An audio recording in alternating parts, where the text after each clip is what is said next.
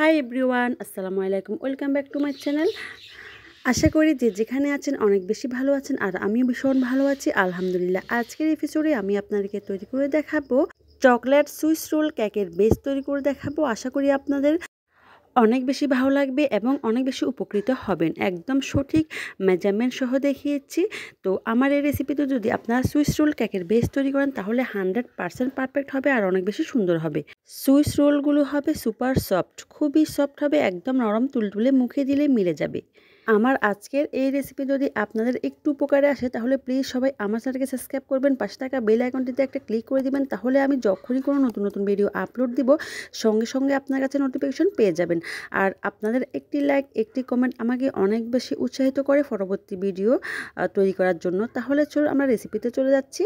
তো সেজন্য এখানে একটি বাটি নিয়ে নিয়েছি, শুকনো বাটি। তো রুম টেম্পারেচারে থাকা 2টি ডিম নিয়ে নিয়েছি, কুসুমগুলো আলাদা করে নিচ্ছি। তারপর এখানে 2 চিমটি লবণ অ্যাড করে দিচ্ছি। তারপর একটা উইক্সের সাহায্যে এভাবে করে আমি ফেটিয়ে নিচ্ছি। তো আমি যেহেতু আর কি সব সময় হ্যান্ড উইক্স দিয়ে কেকগুলো আপনাদেরকে তৈরি করে দেখায়, তো সেজন্য কুসুমগুলো আলাদা করে নিয়েছি, তাহলে খুব সহজে কিন্তু হয়ে যাবে। আর কুসুমে যদি কোনো অংশ সাদা অংশের সাথে থেকে যায় তাহলে কিন্তু ফোমটা হতে অনেক বেশি সময় লাগবে। তো আমি যে কোনো কেকের রেসিপি সব সময় আপনাদেরকে এই হ্যান্ড উইক্স দিয়ে কিন্তু তৈরি করে দেখাই। তো দেখুন কিছুক্ষণ ফেটিয়ে নেওয়ার পর কিন্তু এরকম ফোম হয়ে গেছে। তো এখানে এখন আমি 1/3 কাপ দিয়ে দিচ্ছি চিনি, দিয়ে আরেকটু ভালো করে মিক্স করে নিচ্ছি। তারপর সেমভাবে আমি আরেকটু বিট করে নিচ্ছি। তো এইভাবে যেভাবে আমরা ডাল গুটি এইভাবে একটু বিট করে নিলে কিন্তু হয়ে যায়, অনেক বেশি সময় কিন্তু লাগে না। তো যাদের হাতের কাছে ইলেকট্রিক বিটার নেই তাহলে আপনারা এইভাবে হ্যান্ড উইক্স দিয়ে কেকগুলো তৈরি করতে পারবেন খুব সহজে। তো দেখুন একদম ফোম হয়ে গেছে, চিনিগুলো কিন্তু অলরেডি মেল্ট হয়ে গেছে। এখন এখানে ডিমের কুসুমগুলো অ্যাড করে দিয়েছি, দিয়ে খুবই আলতো হাতে মিশিয়ে নিচ্ছি। এ তো মিক্স করে নেওয়া হয়ে যাচ্ছে।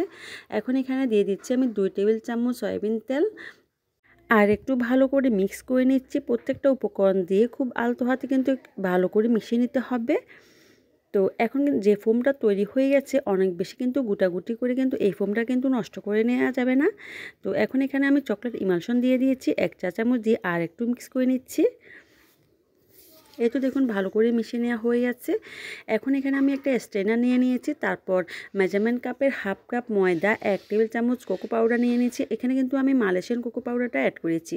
তারপর 1/2 চা চামচ বেকিং পাউডার দিয়ে দিয়েছি, দিয়ে একটু একটু ছেলে আর কি ভালো করে শুধুমাত্র একদিক থেকে ফোল্ডিং মেথডে ফোল্ড করে করে আমি মিশিয়ে নিচ্ছি। এটা কিন্তু উল্টা পাল্টাভাবে কিন্তু মিশিয়ে নেওয়া যাবে না, তাহলে ডিমের ফোমটা নষ্ট হয়ে যাবে। আর এই ডিমের ফোম যদি নষ্ট হয়ে যায় তাহলে কিন্তু কেকটা অনেক বেশি স্পঞ্জি হবে না বা ফুলবে না। তো আর একটু চেলে দিয়ে দিয়েছি। তো এভাবে করে আমি 2 থেকে 3 বারে সব শুকনো উপকরণ এখানে দিয়ে দিয়েছি, ভালো করে মিশিয়ে নিয়েছি।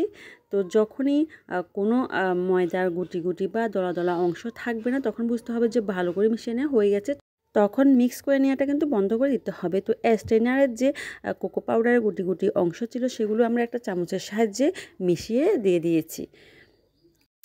এখন এখানে দিয়ে দেব 2 টেবিল চামচ দুধ। তো এটা হচ্ছে রুম টেম্পারেচারে থাকা দুধ আর কি। তো দিয়ে আলতো হাতে মিশিয়ে নিচ্ছি। তো খুবই আলতো হাতে মিক্স করে নিতে হবে, উল্টাপাল্টাভাবে কিন্তু মিশিয়ে নেওয়া যাবে না, এটা আমি বারবারে বলে দিচ্ছি। তো মিশিয়ে নেওয়া হয়ে গেছে দেখতে পাচ্ছেন। তো এখন একটা স্প্যাচুলার সাহায্যে আমি বাটিটা ক্লিন করে ব্যাটারের কনসিস্টেন্সি আপনার উল্টে পাল্টে একটু দেখিয়ে দিচ্ছি। তো দেখুন আপনারা একটু লক্ষ্য করলে কিন্তু বুঝতে পারবেন যে এই যে ডিমের ফোমটা একটু কিন্তু নষ্ট হয়ে যায়নি। এই যে ডিমের ফোম যদি নষ্ট হয়ে যায় তাহলে আপনার কেক কিন্তু পারফেক্ট হবে না, স্পঞ্জি হবে না। তো সেটা আপনাকে অবশ্যই খেয়াল রাখতে হবে, খুবই আলতো হাতে মিশিয়ে নিতে হবে। তো এখন যেহেতু আমি আর আজকে ওভেনে তৈরি করব, কেকটা একটু বড় সাইজের হবে, তো সেজন্য ওই যে ওভেনের যে ট্রেটা আছে ওইটা নিয়ে নিয়েছি। তো একটা বেকিং পেপার বিছিয়ে দিয়েছি। তো সবগুলো ব্যাটার কিন্তু দিয়ে দিয়েছি। সব ব্যাটার ঢেলে দেওয়া হয়ে গেলে স্প্যাচুলার সাহায্যে ভালো করে চড়িয়ে ছিটিয়ে দিচ্ছি, যাতে করে সব দিক থেকে সমানভাবে ফুলে ওঠে আর কি। তো সেজন্য তো এত বড় কেক কিন্তু আপনারা কিন্তু ওভেন ছাড়া চুলায় তৈরি করতে পারবেন না। সুইস রোল কেকের বেসগুলো কিন্তু ওভেনে তৈরি করতে হয়, চুলায় তৈরি করা যায় না, যেহেতু এই যে মোলটা অনেক বেশি বড় থাকে। তো সেজন্য আর কি তো সব দিক থেকে আমি সমান করে ভালো করে আর কি একটু ছড়িয়ে ছিটিয়ে সমান করে দিচ্ছি, যাতে করে সব দিক থেকে সমানভাবে ফুলে উঠে, সব দিক একদম সমান হয়।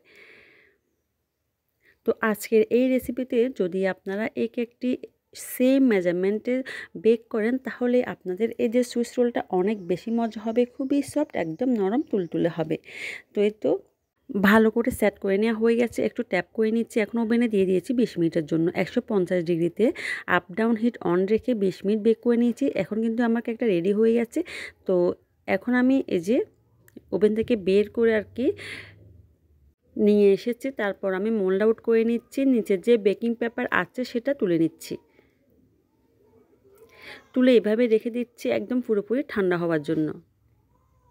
এভাবে সুইস রোল কেকের বেস তৈরি করলে এটা কিন্তু ঠান্ডা হয়ে যাওয়ার পর যখন আপনি ফোল্ড করবেন তখন কিন্তু ভেঙে যাবে না বা ফেটে যাবে না। আজকের মতো বিদায় নিচ্ছি। আসসালামু আলাইকুম, আল্লাহ হাফেজ।